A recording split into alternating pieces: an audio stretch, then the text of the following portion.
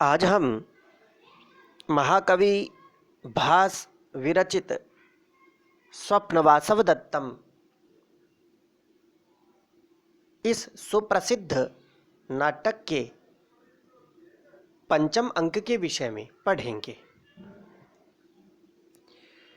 महाकवि भास के नाटक प्रायः अभिनय की दृष्टि से अत्युन्नत प्रतीत होते हैं। यह भास के नाटकों की विशिष्टता भी है कि उनमें मंचन करते हुए पात्र सजीव प्रतीत होते हैं। अभी तक हमने चतुर्थ अंक तक अध्ययन कर लिया है। अब पंचम अंक की शुरुआत भी हो रही है। तो पंचम अंक के प्रारंभ में हमें यह भी जान लेना चाहिए कि इस नाटक के पांचवें अंक में क्या क्या सूक्ष्म विशेषताएं बताई गई हैं और इसका सारांश क्या है। इस नाटक में पद्मावती सिरदर्द से पीड़ित है, अर्थात पद्मावती के सिर में वेदना हो रही है, बहुत अधिक दर्द हो रहा है। इसकी सूचना देने के लिए पद्मिनिका नामिका दासी, उस दासी का नाम था पद्मिनिका, अपनी सखी को वासव दत्ता के पास भेजती है और स्वयं वसंतक के द्वारा राजा के पास भी यह समाचार भिजवाती है। राजा उदयन अपनी पत्नी का वह दुखद समाचार पाकर वहां जाता है, अर्थात जब उसे पता लगता है कि पद्मावती के सिर में दर्द हो रहा है, तो यह समाचार सुनकर राजा रानी पद्मावती के पास जाते हैं, जहां पद्मावती की शैया लगाई गई थी। परंतु वहां पद्मावती को न पाकर उसकी प्रतीक्षा में राजा उसी शैया पर लेट जाता है, अर्थात राजा उस गृह में जाता है जहां पद्मावती के लिए पलंग बिछाया गया, शैया लगाई गई थी, किंतु वो शैया खाली थी, वहां पर कोई लेटा हुआ नहीं था। तो राजा पद्मावती की प्रतीक्षा में उस शैया पर लेट जाता है और विदूषक शीत यानी सर्दी से बचने के लिए कंबल लाने के लिए चला जाता है। विदूषक भी चला जाता है कि कंबल लेके आऊं और इनको उड़ा दूं।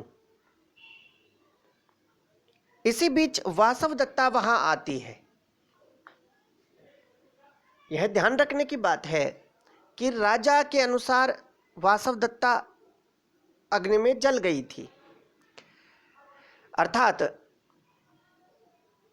जब एक राजा ने उज्जैन पर आक्रमण किया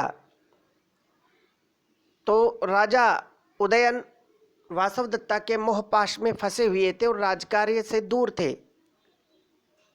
तो राजा को राजकार्य में वापस लाने के लिए महामंत्री योगंधरायण ने यह अपवाद फैला दिया कि वासव दत्ता तो अग्नौ दग्धा, वासव दत्ता अग्नि में जल गई है। ये सब प्रवाद जो है वो रानी वासव दत्ता की सहमति से ही फैलाया गया था, ताकि राजा राजकार्य में ध्यान दे सके।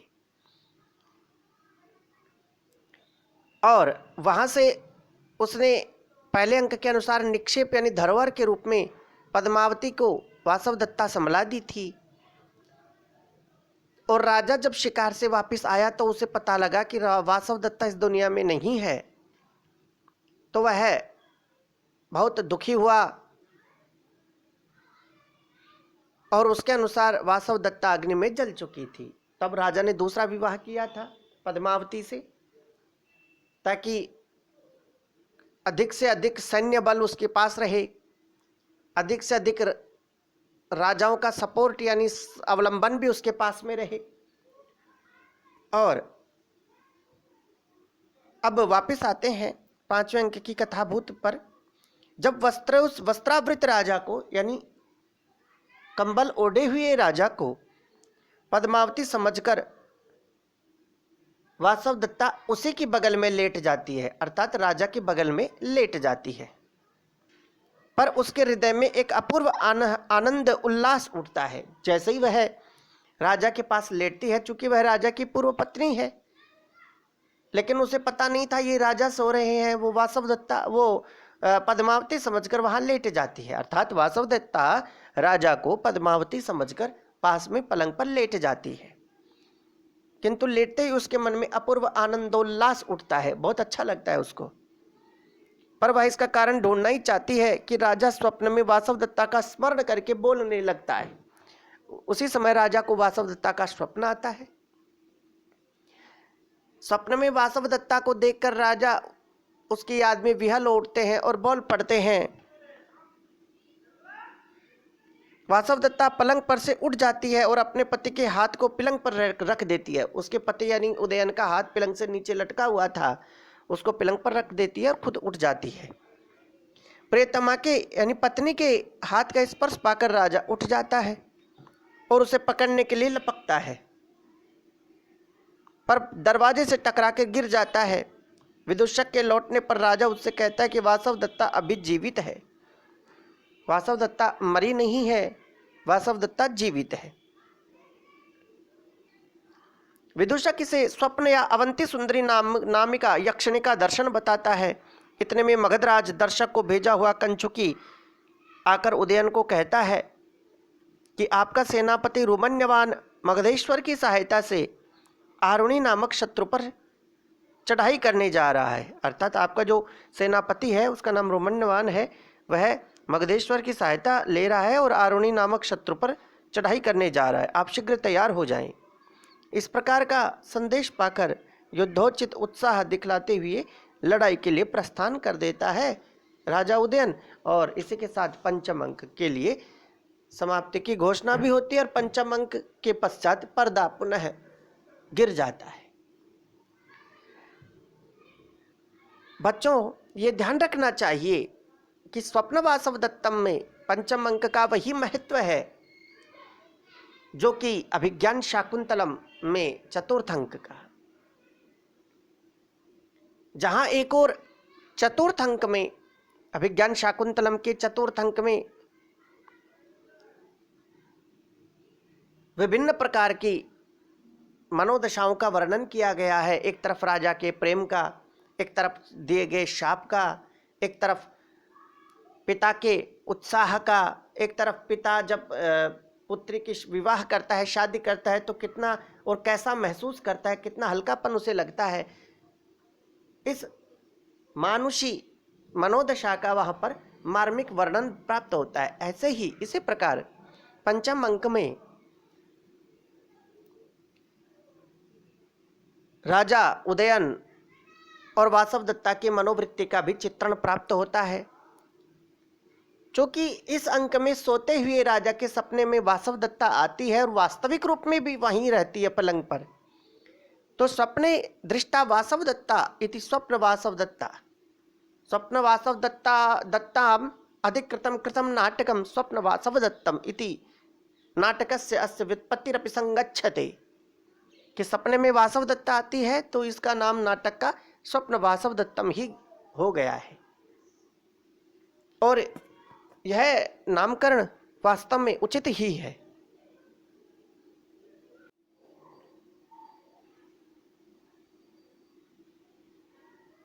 अब हम श्लोक का वर्णन करते हैं।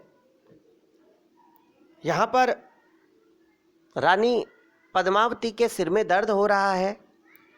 विदूषक बोलता है महाराज शीघ्रता कीजिए। राजा कहता है क्यों? विदूषक कहता है माननीय पद्मावती जी सिर दर्द से पीड़ित है। विदूषक कहता है किसने ऐसा कहा? राजा कहते हैं किसने ऐसा कहा? विदूषक कहते हैं कि पद्मनिका ने कहा। तो राजा बोलते हैं भोह कष्टम, अरे यह तो बहुत दुख की बात है, बहुत अधिक दुख हो गया कि महारानी के सिर में दर्द हो रहा है। वहाँ पर वह श्लोक बोलते हैं रूपश्रिया समुदिताम गुणतश्च युक्ताम लब्ध्वा प्रियाम मम तु मंद इवाद्य शोकः पूर्वाभिघात सरुजोप्यनुभूत दुःखः पद्मावतीमपि तथैव समर्थयामि। पुनश्च श्रूयताम रूपश्रिया समुदिताम गुणतश्च युक्ताम लब्ध्वा प्रियाम मम तु मंद इवाद्य शोकः। पूर्वाभिघात सरुजोप्यनुभूत दुःखः पद्मावतीमपि तथैव समर्थयामि। अस्य श्लोकस्य संस्कृतमाध्यमेन अनेन प्रकारेण व्याख्या संभाविता वर्तते यत् रूपश्रिया सौन्दर्यशोभया समुदितां दीपितां गुणतः गुणैः युक्तां सम्पन्नां च प्रियां कान्तां पद्मावती लब्ध्वा प्राप्य अद्य अधुना पूर्वाभिघात रुजाः वासवदत्ता वियोग जनित पीडा युक्तस्य अपि मम उदयनस्य शोकः दुःखं मंद इव न्यून इव अभूत तु परंतु अनुभूत दुःखः अनुभूतम् उपभुक्तं दुःखं कष्टं येन सह तथा विधः अहं पद्मावती दर्शक भगिनीम् अपि तथा एव वासवदत्तावदेव समर्थयामि मन्ये। अस्य हिन्द्याम् अर्थम एवमपि भवति। मैं पहले ही वासवदत्ता की मृत्यु से की चोट से दुखी था, अर्थात मुझे पहले ही वासवदत्ता की मृत्यु से चोट लगी हुई थी, पर अब रूपवती और गुणवती प्यारी वासवदत्ता को पद्मावती को पाकर मेरा दुख कुछ कम सा हो गया था। अर्थात जब पद्मावती से मेरी शादी हुई तो मुझे कुछ दुख कम हो गया है, परंतु अब रूपवती होने के कारण, परंतु भुक्त भोगी होने के कारण मैं समझता हूँ कि पद्मावती की वही दशा होगी जो वासवदत्ता की हुई। कहीं पद्मावती छिन न जाए, ऐसा राजा उदयन ने पद्मावती के विषय में सोचा, क्योंकि उसकी पूर्व पत्नी वासवदत्ता भी उसके अनुसार छिन गई थी, इसलिए दूध का जला भी छाछ को फूंक फूंक करके पीता है। उसे बड़ी चिंता हुई और उसने कहा कि ये कहीं मेरे से दूर ना हो जाए। रूपश्रिया अस्य व्याख्या एवं प्रकारेण भवति। रूपस्य श्रीः कर्णे तृतीया पूर्वाभिघात सरुजाः पूर्वाभिघात सरुक तस्य पूर्वाभिघात सरुजाः अनुभूत दुःखः इत्यस्य समासो भवति। अनुभूतं दुःखं येन सह अनुभूत दुःखः मंद इव अभूत शनैः इव अभूत।